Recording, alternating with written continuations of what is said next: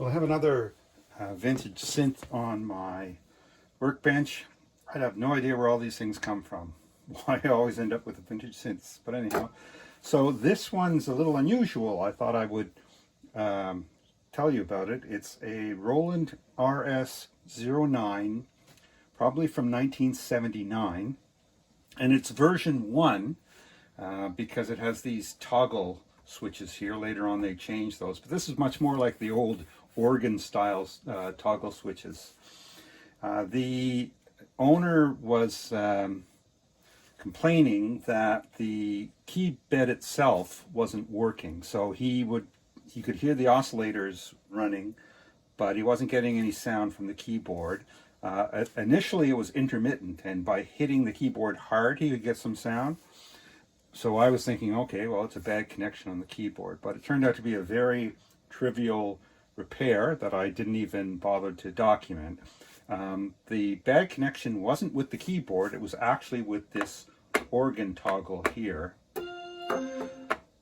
So when that's off, you're getting nothing, of course. Now, he should have been able to get the string patches, but or not patches, but the string sounds.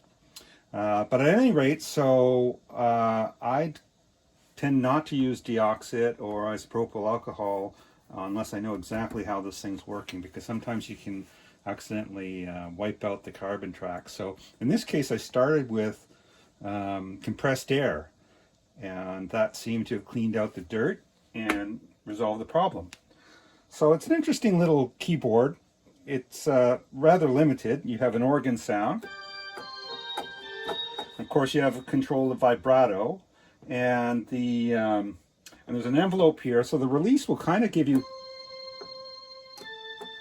almost like a reverb effect, and you can have an ensemble or more of a monophonic sound, and various tone options.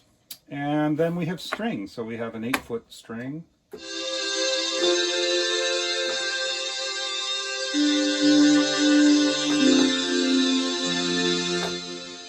again you can adjust the attack and the release and the tone and the vibrato, and then a 4-foot string.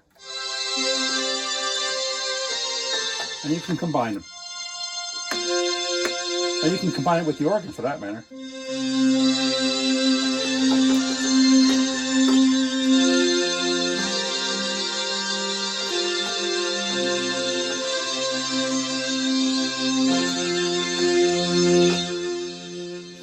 Anyhow, so that was a simple little repair.